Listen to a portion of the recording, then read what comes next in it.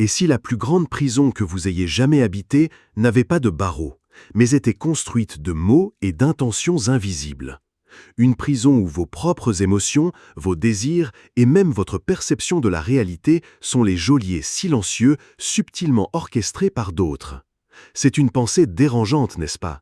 Parce que nous aimons croire que nous sommes les maîtres de notre esprit, les capitaines de notre âme. Mais la réalité est souvent bien plus complexe et, avouons-le, plus sombre. Bienvenue, esprit critique, dans une exploration essentielle qui promet de vous arracher à l'ignorance. Aujourd'hui, nous allons plonger au cœur d'un phénomène omniprésent, insidieux et souvent mécompris, la manipulation. Ce n'est pas seulement l'affaire de quelques individus machiavéliques, c'est une force invisible qui tisse sa toile dans nos relations personnelles, nos lieux de travail, les messages que nous consommons et même la structure de nos sociétés. La manipulation, mes amis, n'est pas un concept abstrait, c'est un langage que beaucoup parlent couramment et que trop peu comprennent. Préparez-vous à déconstruire les mythes. Nous allons disséquer ces mécanismes psychologiques, identifier ces manifestations les plus sournoises et surtout vous armer pour ne plus jamais être une victime inconsciente. Car comprendre la manipulation, c'est récupérer une part essentielle de votre souveraineté. C'est apprendre à lire entre les lignes, à écouter au-delà des mots et à faire confiance à cette petite voix intérieure que l'on vous a si souvent appris à ignorer. Oubliez tout ce que vous pensiez savoir sur le libre arbitre. Aujourd'hui, nous allons voir comment il est constamment mis à l'épreuve. Le mot manipulation lui-même est un déclencheur, n'est-ce pas? Il évoque immédiatement des images de ruse, de tromperie et de contrôle malveillant. Et pour cause, notre intuition nous met en garde contre ceux qui cherchent à tordre notre volonté à leur propre fin.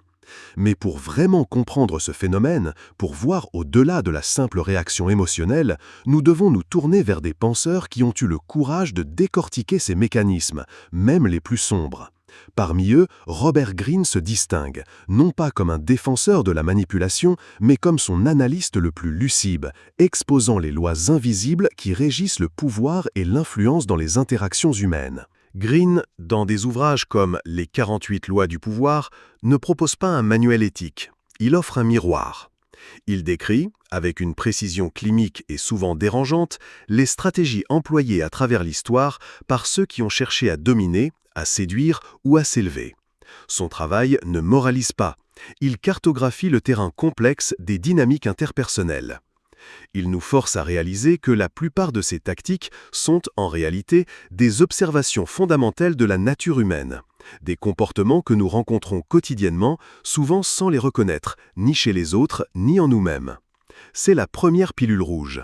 Ces mécanismes d'influence ne sont pas des exceptions, mais des règles tacites de l'interaction sociale. Mais alors, comment distinguer l'instrument de l'intention ? C'est là que réside la distinction cruciale entre ce que nous pourrions appeler la manipulation toxique et une forme d'influence ou de persuasion que certains qualifient, à tort ou à raison, de manipulation éthique. La différence ne se trouve pas tant dans la technique utilisée. Une technique de persuasion peut être employée dans les deux cas, mais dans l'objectif sous-jacent et les conséquences pour toutes les parties impliquées. La manipulation toxique, celle qui nous révulse à juste titre, est intrinsèquement égoïste et destructrice. Son intention première est de servir l'intérêt exclusif du manipulateur, souvent au détriment de l'autre. Elle se caractérise par la malhonnêteté, le mensonge, par omission ou par commission, la coercition psychologique, la dévalorisation de la victime et une tentative systématique de réduire l'autonomie et le libre arbitre de la personne ciblée. Le manipulateur toxique cherche à contrôler, à exploiter, à obtenir une ressource, qu'elle soit émotionnelle, financière ou sociale, sans égard pour le bien-être de l'autre. Pensez au partenaire narcissique qui isole son conjoint, aux dirigeants d'entreprises qui diffusent de fausses informations pour manipuler le cours des actions, ou au gourou de secte qui promet le salut en échange d'une allégeance totale. Le but est de créer une dépendance et un assujettissement, sapant la confiance en soi et la capacité de la victime à prendre des décisions éclairées. À l'opposé, une forme d'influence que certains appellent, par commodité de langage, manipulation éthique, et que je préfère nommer influence constructive ou persuasion bienveillante, se distingue par une intention radicalement différente. Ici, l'objectif est de guider, d'inspirer, d'éduquer ou de motiver vers un résultat qui est mutuellement bénéfique ou qui sert un bien commun supérieur, sans jamais briser l'autonomie fondamentale de l'individu. Un parent qui utilise une stratégie douce pour encourager son enfant à faire ses devoirs, un leader qui inspire son équipe à atteindre un objectif ambitieux pour le succès collectif, ou même un thérapeute qui aide un patient à modifier des schémas de pensée négatifs, toutes ces situations impliquent une forme de direction ou de modelage du comportement, mais toujours avec une considération pour le bien-être de l'autre, et idéalement avec la préservation de son agentivité. La transparence et le respect de la dignité de l'individu sont des piliers fondamentaux. Comprendre Green, c'est comprendre que les outils de l'influence sont neutres. Le couteau du boucher peut préparer un festin ou commettre un crime. Ce qui importe, ce n'est pas le couteau, mais la main qui le tient et l'intention qui la guide. La véritable pilule rouge ici est de réaliser que ces dynamiques sont toujours à l'œuvre. Le défi, et notre responsabilité, est de développer une lucidité à toute épreuve pour discerner la nature de l'intention derrière chaque interaction et de cultiver notre propre éthique dans l'exercice de notre influence. Si la manipulation est une danse, alors le manipulateur est le marionnettiste, tirant sur des fils invisibles pour orchestrer les mouvements d'autrui. Mais qui est ce marionnettiste? Quelle est la psychologie qui anime ceux qui cherchent à influencer les autres, parfois pour le bien, le plus souvent pour le pire? Pour dénouer cette question complexe, nous devons une fois de plus nous appuyer sur les observations incisives de Robert Greene.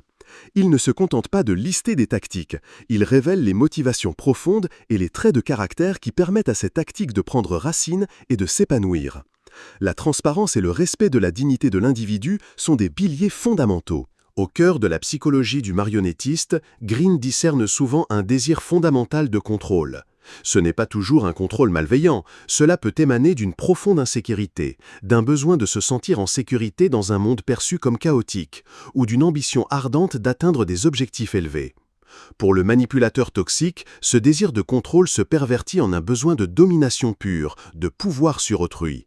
Pour celui qui exerce une influence constructive, il se transforme en un désir de guider, de diriger vers une vision partagée en gérant la complexité humaine avec dextérité. La distinction est subtile, mais elle réside dans l'intention finale et le respect de l'autonomie de l'autre.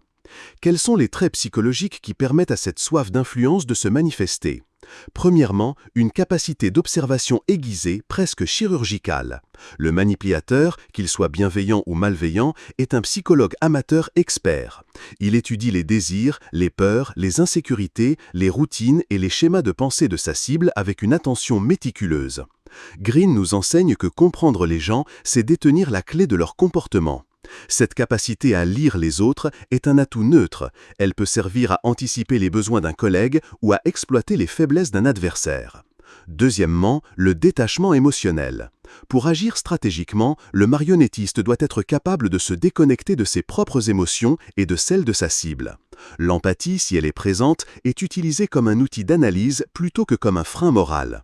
Le manipulateur toxique excelle dans cette indifférence affective, percevant les autres comme des simples pions sur un échiquier, des moyens pour une fin.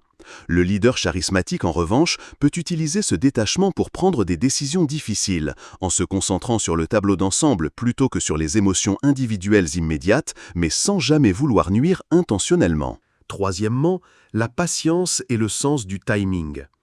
La manipulation n'est que rarement un acte impulsif. Elle est souvent le fruit d'une stratégie mûrement réfléchie, exécutée avec une patience remarquable, attendant le moment opportun pour frapper ou pour semer une idée. Un homme d'État attendra le bon contexte politique pour introduire une loi impopulaire. Un arnaqueur attendra que sa victime soit dans un état de vulnérabilité accrue. Cette capacité à jouer le long terme, à semer des graines aujourd'hui pour une récolte future, est une constante chez les maîtres de l'influence, qu'ils soient de bonnes ou de mauvaises intentions. Enfin, il y a la maîtrise de la communication et de la dissimulation. Les marionnettistes sont souvent d'excellents communicateurs, capables d'adapter leur message à leur audience, de projeter l'image désirée et de masquer leurs véritables intentions derrière un voile de charme, de logique ou de bienveillance apparente. Que ce soit un leader inspirant qui présente une vision audacieuse ou un escroc qui tisse un récit crédible, la capacité à forger une perception est essentielle. La pilule rouge ici est de comprendre que ces traits, l'observation, le détachement stratégique, la patience et la maîtrise de la communication, ne sont pas intrinsèquement bons ou mauvais. Ils sont des amplificateurs de l'intention. C'est l'objectif du manipulateur, sa finalité, qui colore ses compétences et les range du côté de l'éthique ou de la toxicité. Reconnaître ces attributs, c'est déjà commencer à voir les fils invisibles.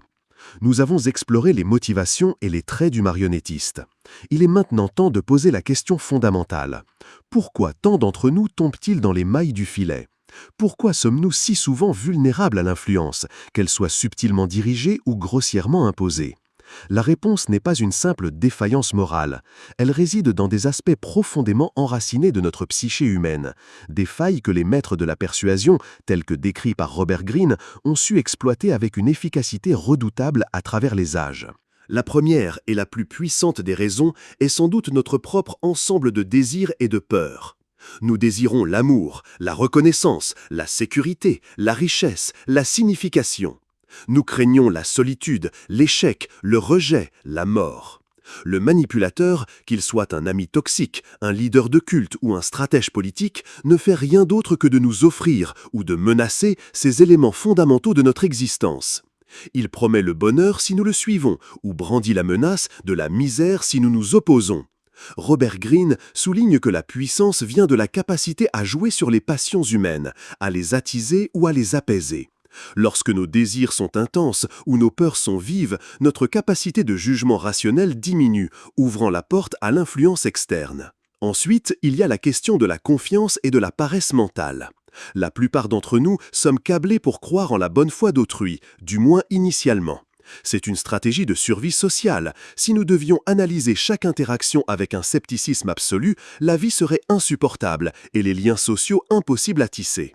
Les manipulateurs toxiques abusent de cette confiance innée, se présentant comme des bienfaiteurs, des mentors ou des amis dévoués pour mieux abaisser nos défenses. Parallèlement, notre cerveau, par souci d'efficacité, cherche toujours les raccourcis. Il préfère les réponses simples aux questions complexes, les récits clairs aux ambivalences nuancées. Le manipulateur habile fournit précisément ces raccourcis, ces vérités toutes faites, qui nous évitent l'effort de la pensée critique, nous guidant vers les conclusions qu'il souhaite que nous adoptions. Nos biais cognitifs sont également des portes ouvertes à la manipulation. Le biais de confirmation, par exemple, nous pousse à privilégier les informations qui confirment nos croyances existantes. Un manipulateur peut simplement nous alimenter en preuves qui renforcent ce que nous voulons déjà croire, rendant son argumentation presque irrésistible. L'effet de halo, où une impression positive sur une qualité s'étend à d'autres aspects de la personne, permet à un charme initial ou à une réussite apparente de masquer des intentions plus sombres. L'autorité, la rareté, la réciprocité, l'engagement et la cohérence, tous ces principes d'influence bien documentés, sont autant de leviers que le marionnettiste peut actionner parce qu'ils sont inscrits dans notre fonctionnement psychologique. Greene montre à maintes reprises comment les grands manipulateurs historiques ont intuitivement compris et utilisé ces principes pour leur bénéfice. Enfin, notre susceptibilité à la manipulation est souvent proportionnelle à notre manque de conscience de soi et de nos propres frontières. Lorsque nous ne connaissons pas nos valeurs fondamentales, nos limites émotionnelles ou nos points de faiblesse, il est plus facile pour quelqu'un d'autre de les définir pour nous ou de les exploiter. L'incertitude quant à notre identité, un sentiment de vide ou le besoin d'approbation créent des espaces dans lesquels le manipulateur peut s'insinuer. La pilule rouge ici est double. Non seulement nous devons comprendre les tactiques de l'autre, mais nous devons d'abord nous comprendre nous-mêmes. Car les mailles du filet de la manipulation sont souvent tissées à partir des fils de nos propres vulnérabilités non reconnues. Les dénouer commence par une profonde introspection. Après avoir sondé la psychologie du marionnettiste et les vulnérabilités qui nous rendent réceptifs, il est temps de mettre la lumière sur les techniques spécifiques que ces architectes de l'influence déploient. Ce sont des méthodes invisibles, souvent si bien intégrées dans nos interactions quotidiennes qu'elles passent inaperçues même sous nos yeux. Robert Greene, dans ses analyses des stratèges du pouvoir, expose sans fard ces tactiques, non pas pour les glorifier, mais pour nous permettre de les identifier et, par extension, de nous en prémunir. Car une technique n'est qu'un outil, son caractère éthique ou toxique dépend entièrement de la main qui la manie et de l'intention qui la motive. Commençons par une des formes les plus insidieuses et destructrices de manipulation toxique, le déni de la réalité, plus connu sous son terme anglais « gaslighting ». Cette technique vise à faire douter la victime de sa propre perception, de sa mémoire, voire de sa santé mentale. Le manipulateur nie des faits évidents, déforme les événements passés ou affirme que la victime imagine des choses. Par exemple, un partenaire infidèle niera l'évidence d'une liaison avec une telle conviction que la victime commencera à se demander si elle n'est pas paranoïaque. L'objectif est de déstabiliser, de créer une dépendance psychologique où le manipulateur devient la seule source fiable de vérité, sapant ainsi toute capacité de résistance ou d'autonomie. Il n'existe aucune version éthique de cette tactique, c'est une attaque directe contre l'intégrité de l'esprit. Une autre technique puissante est l'appel à l'émotion, souvent à la peur ou à la culpabilité. La manipulation toxique exploitera nos angoisses les plus profondes, la peur de l'isolement, de la pauvreté, de la maladie ou même la peur de déplaire. Un collègue pourrait vous faire sentir coupable de ne pas l'aider dans sa tâche, même si cela dépasse vos responsabilités, en jouant sur votre sens du devoir ou votre peur de passer pour égoïste. À l'inverse, l'influence constructive peut aussi faire appel aux émotions, mais dans le but d'inspirer. Un leader peut éveiller l'enthousiasme pour un projet, la fierté collective ou l'espoir d'un avenir meilleur pour mobiliser son équipe. La différence réside dans l'objectif, forcer la main par la peur d'un côté ou inspirer une adhésion volontaire de l'autre pour un bien commun. L'art de la dissimulation et de la projection d'une image est une autre corde à l'arc du manipulateur, décrite en détail par Green comme une loi fondamentale du pouvoir. Le manipulateur toxique construira une façade parfaite de charisme, de vertu ou de compétence pour gagner votre confiance ou votre admiration, masquant ses véritables intentions égoïstes. Il peut se présenter comme la victime éternelle pour susciter la pitié et l'aide alors qu'il est l'agresseur. L'influence constructive, elle aussi, implique une gestion de l'image. Un enseignant projette une aura de savoir pour être crédible. Un politicien doit apparaître confiant pour inspirer ses électeurs. Mais dans ce cas, l'image est un reflet authentique des qualités ou de l'engagement, même si elle est polie et stratégiquement présentée, et non une tromperie pure et simple pour abuser de la confiance. La création d'une dette de réciprocité est également une tactique à double tranchant. Le manipulateur toxique vous rendra un service non sollicité, souvent mineur, pour ensuite exiger en retour une faveur disproportionnée, vous piégeant dans un sentiment d'obligation. Pensez à cette personne qui vous offre un petit cadeau sans raison, puis vous demande ensuite un service majeur et déraisonnable. Dans une dynamique d'influence constructive, la réciprocité est un échange honnête, un cycle de donner et de recevoir qui renforce les liens et la coopération mutuelle, sans arrière-pensée de dette coercitive. Enfin, il y a le jeu du silence et de l'ambiguïté. Le manipulateur toxique peut utiliser le silence comme une punition, vous laissant dans l'incertitude et l'anxiété pour vous pousser à faire ce qu'il désire. Il peut également parler avec une ambiguïté calculée pour éviter de s'engager, laissant la place à l'interprétation la plus favorable à ses fins ou pour pouvoir se rétracter plus tard. Le silence stratégique dans l'influence constructive, lui, sert à la réflexion, à la méditation ou à amplifier l'importance de ce qui va être dit. L'ambiguïté, si elle est présente, vise à laisser la place à l'interprétation créative ou à l'exploration d'idées, et non à l'évasion de la responsabilité. La pilule rouge ici est de comprendre que ces techniques, ces leviers de l'esprit humain sont omniprésents. Ils ne sont ni bons ni mauvais en eux-mêmes. La différence cruciale réside dans l'intention finale. Cherche-t-on à élever, à inspirer, à co-créer, ou cherche-t-on à dominer, à exploiter, à assujettir ? Démanteler ces méthodes commence par les reconnaître, non pas comme des actes isolés, mais comme des schémas d'influence délibérés.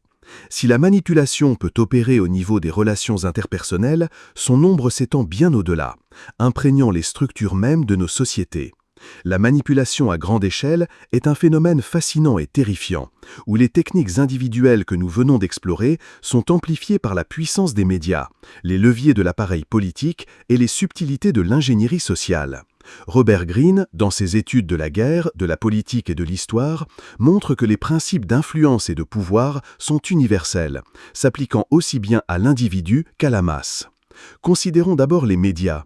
Historiquement, la presse écrite, puis la radio, la télévision et aujourd'hui les plateformes numériques sont des vecteurs de narration et de diffusion d'informations sans précédent. Or, chaque média est une lentille, et chaque lentille peut être ajustée. La manipulation médiatique ne signifie pas toujours la diffusion de fausses nouvelles flagrantes, bien que cela arrive. Elle peut être bien plus subtile. Le cadrage des récits, framing, le choix des sujets couverts ou ignorés, agenda setting, la répétition insistante de certains messages, priming, ou l'amplification de certaines voix au détriment d'autres. Par exemple, la couverture disproportionnée de certains crimes par rapport à d'autres peut créer un sentiment de peur collective et influencer les politiques publiques, même si les statistiques réelles ne justifient pas cette anxiété. La pilule rouge ici est de réaliser que la neutralité des médias est un idéal rarement atteint. Chaque entité médiatique a ses propres biais, ses propriétaires et ses intérêts qui peuvent consciemment ou inconsciemment modeler la perception du public. En politique, la manipulation est un art ancien, perfectionné au fil des siècles. Les leaders politiques utilisent le rhétorique, le symbolisme, la création d'ennemis communs et la promesse d'un avenir utopique pour mobiliser les masses. Un politicien peut créer un bouc émissaire pour détourner l'attention de ses propres échecs, ou dépeindre un adversaire sous un jour si négatif qu'il devient impensable de voter pour lui, même si les faits sont déformés. Les campagnes électorales modernes sont des laboratoires d'ingénierie sociale, où les données massives sont utilisées pour cibler des électeurs spécifiques avec des messages personnalisés conçus pour exploiter leurs peurs, leurs espoirs et leurs préjugés. L'objectif est souvent de polariser l'opinion, de créer des divisions pour mieux régner, ou de consolider un pouvoir en surfant sur des émotions plutôt que sur des arguments rationnels. L'ingénierie sociale, enfin, est le summum de la manipulation à grande échelle, une application systémique des principes psychologiques pour influencer le comportement de larges populations. Cela peut prendre la forme de campagnes de santé publique qui poussent gentiment les citoyens vers des choix plus sains, ou, de manière plus sinistre, de régimes autoritaires qui modifient la perception collective de l'histoire, de la liberté et de la vérité. Les réseaux sociaux sont devenus un terrain de jeu sans précédent pour l'ingénierie sociale. Des algorithmes conçus pour maximiser l'engagement peuvent nous enfermer dans des chambres d'écho, renforçant nos biais et nous rendant plus susceptibles à la désinformation. Des acteurs étatiques ou non étatiques peuvent lancer des campagnes de désinformation massive, semant la discorde et minant la confiance dans les institutions. La distinction entre manipulation éthique et toxique devient particulièrement floue à cette échelle. Une campagne de santé publique visant à réduire le tabagisme utilise des techniques de persuasion pour le bien commun, ce qui pourrait être considéré comme une influence constructive. Cependant, si cette même campagne utilise la peur de manière excessive ou dissimule les informations, la limite peut devenir poreuse. La pilule rouge ultime est de comprendre que nous sommes constamment immergés dans un environnement où des forces puissantes cherchent à modeler nos pensées et nos comportements. Développer une conscience critique est notre seule véritable défense contre ces tentatives de nous transformer en marionnettes inconscientes sur la grande scène du monde. Nous avons disséqué les mécanismes subtils de la manipulation, démasqué le marionnettiste et compris les failles qui nous rendent vulnérables, mais le savoir, aussi profond soit-il, n'est qu'une moitié de la bataille. La vraie victoire réside dans notre capacité à transformer cette compréhension en action, reconnaître les fils, résister à l'attraction et finalement briser les chaînes. C'est là la pilule rouge finale, celle qui vous arme de souveraineté. Le premier et le plus crucial des pas est la reconnaissance. Les manipulateurs excellent dans l'art de la dissimulation, mais leurs tactiques laissent des empreintes. Apprenez à faire confiance à votre intuition. Ce sentiment de malaise, cette petite voix intérieure qui murmure que quelque chose ne va pas, est souvent votre meilleur détecteur. Ensuite, observez la cohérence. Les mots d'un manipulateur toxique ne correspondent que rarement à ses actions. Promesses non tenues, récits changeants, double standard, ce sont des signaux d'alarme. Prêtez attention à qui bénéficie de l'interaction. Si une relation ou une situation semble constamment servir les intérêts d'une seule personne au détriment de toutes les autres, c'est un drapeau rouge. Enfin, soyez vigilant face au gaslighting.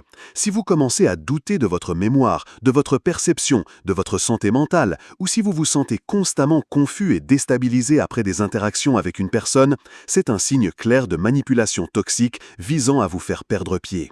Une fois la reconnaissance établie, vient la phase de résistance. La résistance ne signifie pas toujours un affrontement direct, que le manipulateur cherche souvent à provoquer pour vous faire paraître irrationnel. Elle commence par l'établissement de limites claires et inébranlables. Apprenez à dire non sans justification excessive. Un non clair et ferme est une phrase complète. Le manipulateur essaiera de sonder ses limites, de les tester, de les ignorer. Votre persévérance est votre bouclier.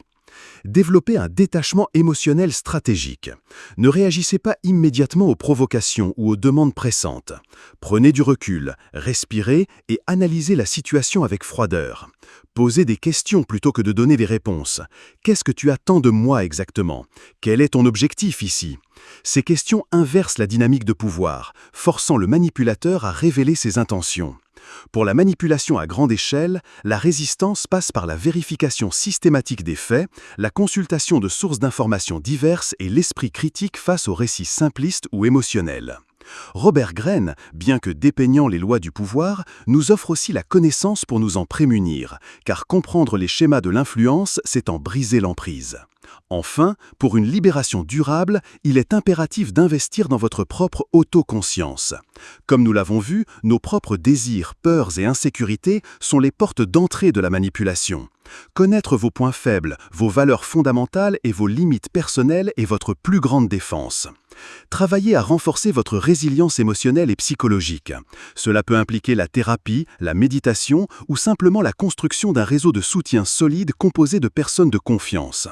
Réduisez votre dépendance envers le manipulateur, qu'elle soit émotionnelle, financière ou sociale. Plus vous êtes autonome, moins il a de levier sur vous. Dans les cas de manipulation toxique sévère et prolongée, la libération peut nécessiter de couper les ponts. C'est une décision difficile, mais parfois indispensable pour votre santé mentale et votre bien-être. Se libérer de la manipulation, c'est reprendre le contrôle de son propre récit, de ses émotions, de ses choix. C'est une quête de souveraineté personnelle, une affirmation de votre libre arbitre. En cultivant une conscience aiguë des dynamiques d'influence et en renforçant votre fort intérieur, vous ne devenez pas un manipulateur vous-même, mais un maître de votre propre destinée, capable de naviguer dans le monde avec lucidité et intégrité. Le voyage de la pilule rouge est un voyage continu de désapprentissage et de réapprentissage, de questionnement et de découverte. Mais c'est un voyage qui, à chaque étape, vous rend plus fort, plus conscient, plus libre. Alors, la question demeure, allez-vous continuer à laisser d'autres tirer les ficelles ou allez-vous saisir les vôtres avec intention et conscience? Allez-vous vous contenter d'être un pion ou allez-vous devenir l'architecte de votre propre chemin? Et surtout, comment cette nouvelle conscience va-t-elle transformer non seulement votre vie, mais aussi la manière dont vous interagissez avec le monde qui vous entoure? Nous avons parcouru un chemin dense et parfois inconfortable, n'est-ce pas? De la psychologie chirurgicale de Robert Greene à la distinction cruciale entre l'influence qui élève et la manipulation qui asservit, nous avons mis à nu les mécanismes invisibles qui façonnent nos interactions. Nous avons vu comment les motivations profondes d'un manipulateur, qu'il s'agisse d'un besoin de contrôle, d'une observation acérée ou d'une maîtrise de la communication, sont des outils neutres, colorés uniquement par l'intention qui les anime.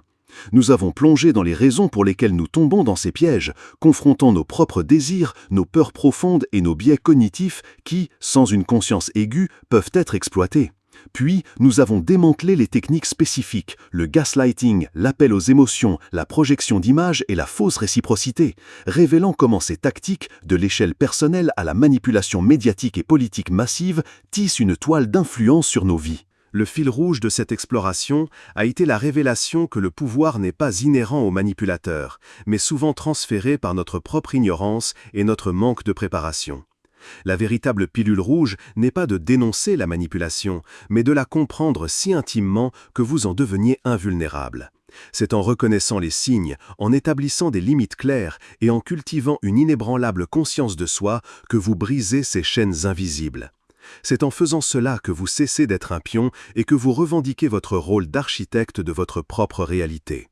La souveraineté personnelle, cette liberté fondamentale de penser et d'agir en accord avec soi-même, commence par cette lucidité. Alors, maintenant que vous avez ce savoir, comment allez-vous l'intégrer dans votre quotidien? Quelles sont les manipulations, petites ou grandes, que vous avez peut-être subies ou même exercées sans en avoir pleine conscience? Et plus important encore, comment cette nouvelle perspective va-t-elle transformer vos relations, vos décisions et votre engagement civique dans un monde de plus en plus complexe? Partagez vos réflexions dans les commentaires ci-dessous, car c'est ensemble, dans l'échange et la discussion, que nous affûtons notre esprit critique. Le voyage de la pilule rouge est un voyage continu de désapprentissage et de réapprentissage, de questionnement et de découverte. Merci d'avoir pris le temps de plonger si profondément dans ce sujet avec moi aujourd'hui. Si cette conversation vous a éclairé, si elle vous a donné des outils pour voir le monde sous un nouveau jour, alors le but est atteint. J'aimerais beaucoup savoir, quelle est la pilule rouge la plus surprenante que vous ayez avalée aujourd'hui concernant la manipulation? Y a-t-il une technique ou une vulnérabilité dont vous n'aviez jamais pris conscience? Partagez vos révélations, vos observations ou même vos stratégies de résistance dans les commentaires ci-dessous. Votre expérience est une source précieuse de sagesse pour notre communauté. Si vous avez apprécié cette exploration, n'hésitez pas à laisser un pouce levé, à vous abonner pour ne pas manquer nos futures discussions et à partager cette vidéo avec quelqu'un qui, selon vous, pourrait bénéficier de cette nouvelle perspective. Car en partageant la lumière, nous renforçons notre bouclier collectif contre les ombres de l'influence. Votre engagement est le moteur de cette chaîne et je vous en suis profondément reconnaissant. À la prochaine fois, Esprit Libre,